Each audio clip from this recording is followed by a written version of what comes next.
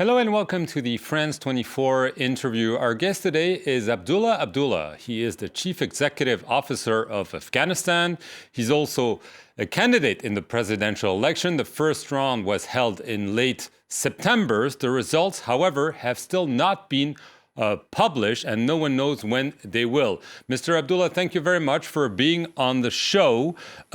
Soon after the election, you claim victory, and some of your lieutenants have raised the prospect of massive fraud. Do you still think you won that election, and how concerned are you about the transparency of the results? Thank you.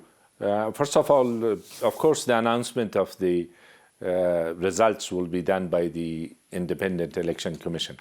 And what we had said earlier, the earlier indications are that we have more votes, and that's what was claimed. And yes, of course, even to the extension that things have been investigated so far, it shows a lot of irregularities, and furthermore, phases will be ahead of us, which all that we have claimed will be revealed.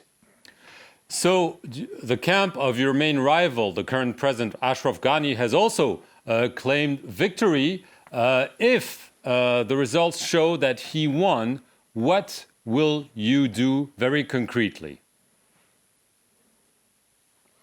Very concretely, for us, the transparency of the process and also neutrality of the Independent Commission is utmost. We watch it, we monitor it, we observe it. If the process goes well, we know what will happen. So our judgment will be based on the transparency of the process rather than this side or that side. Obviously, if we rewind to 2014, you faced off against Ashraf Ghani. It was a very controversial election. Both of you accepted a power-sharing agreement brokered by the then U.S. Secretary of State John Kerry. Would you accept such an agreement if, again, there is this same conundrum? First of all, there was no doubt that we had won the elections in 2014, and those were under certain circumstances that we thought that it was in the interest of the country, rather than fighting for the results or clean results forever, to form a power-sharing government. The experience of the past 5 years has been a mixed experience, and we do believe that if the fraudulent votes are taken out, it will not go to the second round. I have not thought about the power-sharing arrangement, and I don't think that's a viable solution or outcome. Some of your lieutenants, some people close to you, including the acting foreign minister who just resigned, are alleging that Ashraf Ghani is essentially doing everything he can to win that election. Do you have also that feeling that he's ready to do anything to win that election, including irregularities? Irregularities have taken place. Those have been documented, and we have provided evidences in documents to the election bodies. There is no doubt about that. And also, prior to the elections, abuse of power in government resources was very evident, and it's not just us who have registered our complaints, but also other candidates. These are all things which the people have been witness to, and also those complaints which have been registered, which will be looked at in later stages, and all those things which we have claimed will be proven. Obviously, the election took place in a context where violence continues unabated. There was a record low turnout. Today, what's the biggest threat to Afghanistan? Is it Daesh or is it the Taliban? It's Daesh, Al-Qaeda, plus Taliban altogether.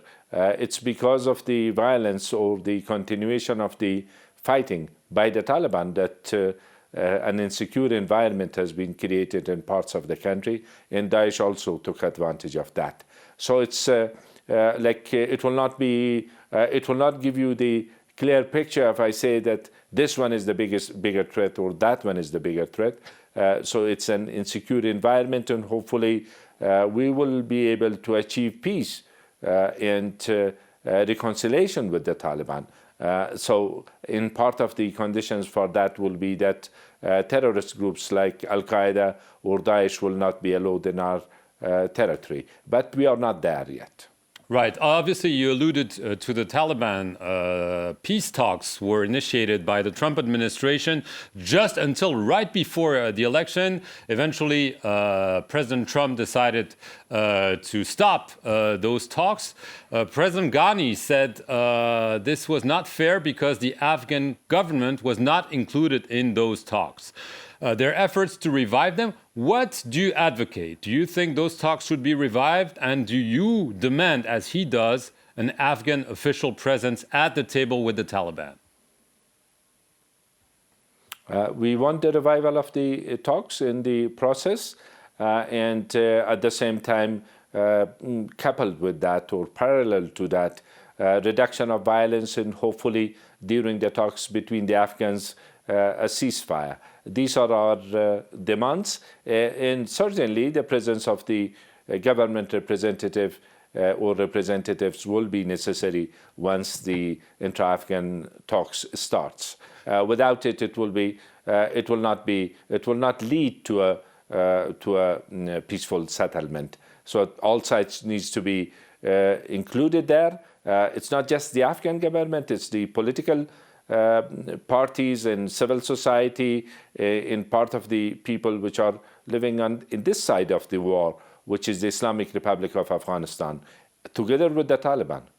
Right. Their efforts by the Europeans, but also interestingly by the Chinese to try to restart those talks. There's even a possibility of a conference to be held in Beijing at the end of October. Do you think that there is indeed real hope to restart those talks and that the opportunity should be seized? Because if not, violence could even get worse in your country.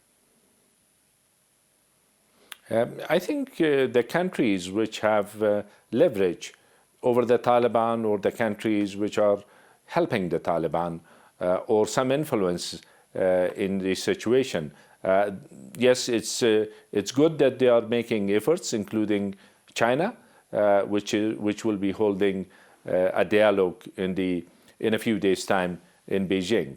But the coordination between different countries which are taking these initiatives towards one goal, which is achieving dignified, acceptable peace for all the Afghans, with preserving the achievements of the Afghan people. It's important. It's critical that those countries which are making efforts respect the Afghan lead. That includes Pakistan? Afghan-owned process.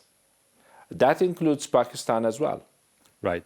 I want to go back to the security situation. The U.S. Secretary of Defense just visited Kabul. You met with him. The U.S. announced that it had already brought down the level of troops by 2,000 and indicated that it could go further down. Are you afraid that with the prospect of the U.S. elections nearing, Donald Trump could decide a Syria-style brutal pullout of troops from your country, and that it could indeed, as some have said, collapse or relapse?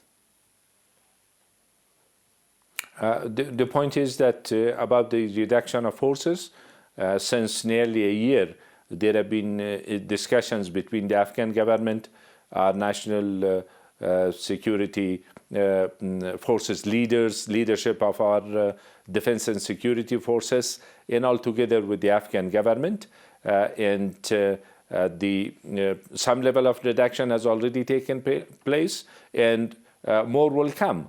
But the decision on complete withdrawal from Afghanistan it will be condition-based, and also part of the negotiations between the Afghans in the Taliban and also the U.S. and the Taliban. Right, but would you say that such a withdrawal now would be a catastrophe for your country because it's not ready?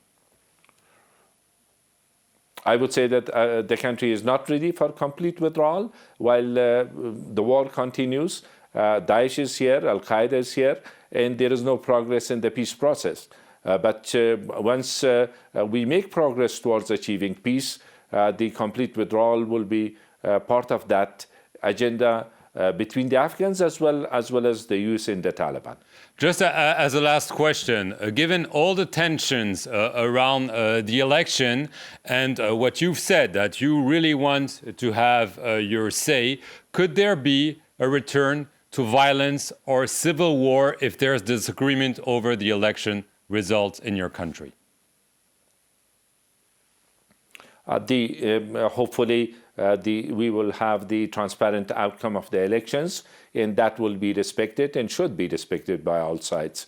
And no, I don't think that resorting to war is the means and ways to solve the electoral problems. But there could be civil reactions as part of or peaceful or lawful reactions, depending on the situation.